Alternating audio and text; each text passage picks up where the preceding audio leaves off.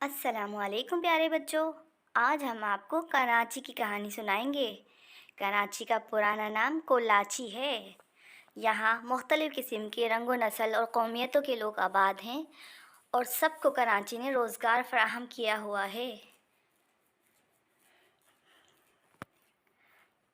कराची में तकरीबन 85% मुसलमान आबाद हैं। इसके अलावा 15% दीगर मज़ाहिब के लोग आबाद हैं। कराची का तालीमी निज़ाम बहुत मशहूर है। कराची की यूनिवर्सिटी कराची यूनिवर्सिटी सबसे ज़्यादा बड़ी यूनिवर्सिटी है। इसके रिफ़ाए आम्मा का निज़ाम दुनिया भर में बहुत मशहूर है।